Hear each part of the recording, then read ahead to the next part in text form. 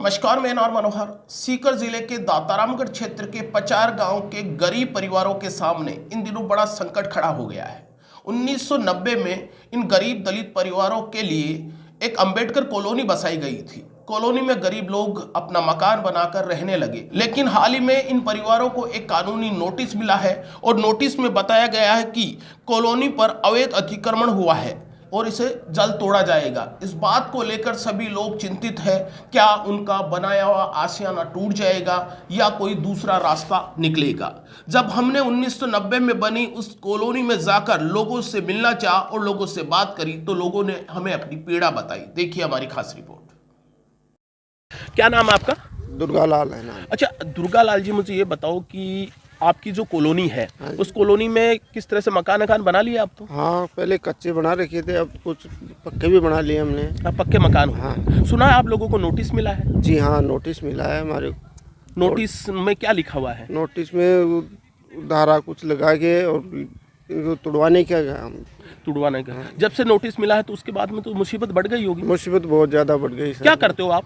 मजदूरी करते हैं। मजदूरी? मतलब दिहाड़ी मजदूरी करते हो? मजदूरी करते तो हैं। अगर मकान टूट जाता है जो बनाया है तो उस पर तो बहुत तकलीफ होगी। तकलीफ होगी, हमारे से दोबारा बनने का है नहीं अभी। अगर आपको सरकार सुन रही है तो उनको कुछ कहना चाहते हो?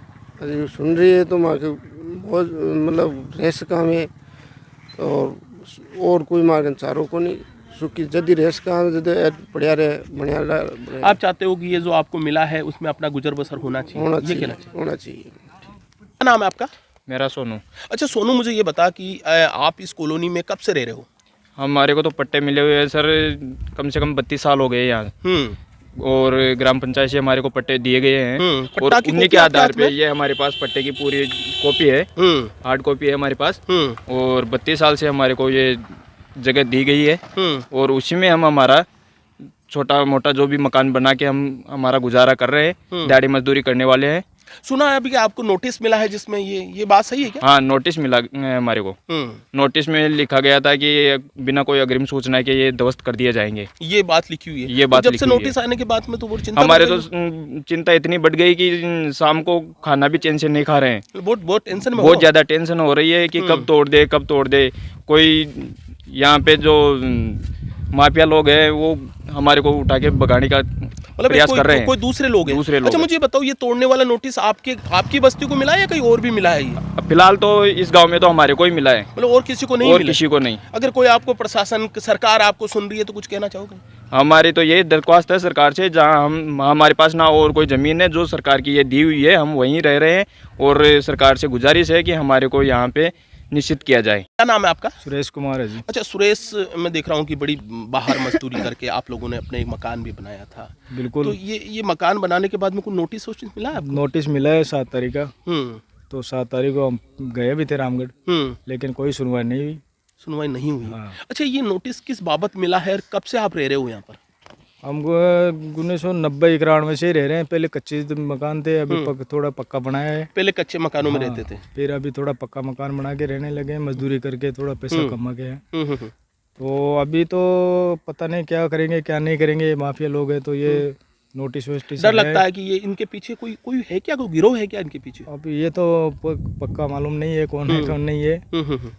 लेकिन नहीं, मुझे ये बताओ कि गांव में किसी और को भी नोटिस दिया है या आपकी कॉलोनी को दिया? हमारी कॉलोनी। ये डॉक्टर अंबेडकर कॉलोनी वाले को दिया है? बिल्कुल, और किसी को नहीं दिया। कोई नहीं दिया है। हाँ। अच्छा ये आपको क्या लगता है कि जैसे अभी तो यहाँ पर तो मैं देख रहा हूँ कि कोई सड़क वगैरह भी नहीं बनी हुई है। हाँ। तो पानी की व्यवस्था है क्या यहाँ पर? पानी की व्यवस्था नहीं है सब। नहीं, यहाँ पर नल की व्यवस्था हुई क्या? नहीं, 4-5 घर नल आया क्या यहाँ पर? नहीं, सबके नहीं है। सबके नहीं है? सबके नहीं, 4-5 के ही है। 4-5 के, बाकी के नन कलेक्शन नहीं है? बाकी के नहीं है। अच्छा मुझे और बताओ कि जैसे कई ने तो मतलब कुछ सरकारी लाभ भी मिल रहा है क्या लोगों को? सरकारी लाभ तो यहाँ तो कुछ नहीं मिल रहा है। सरकारी लाभ नहीं मिल रहा है? सड़कें अभी पक्की नहीं बनी? सड़कें पक्की नहीं, ब्लॉक वगैरह नहीं बने हैं? बिल्कुल नहीं है। अच्छा ये जो आपको सुन रहे हैं कोई प्रशासन सरकार, उनको क्या कहना चाहते हैं? भाई उनसे मेरी तो ये दरख्वास्त है कि इनको ये इधर बस बसने के लिए थोड़ी ज़मीन दी है उसको कायम रखी जाए। ये गरीब परिवार है, वो कहाँ जाएंगे? उनके पास थोड़ी क्या भी नाम बताया आपने? सुरेश कुमार है जी मेरा नाम। सुरेश बता रहा है कि एक वो गरीब परिवार है जो दिहाड़ी मजदूरी करके अपना मकान तो बना लिया इन लोगों ने, लेकिन मकान को बचाना इनके सामने बड़ी चुनौती है।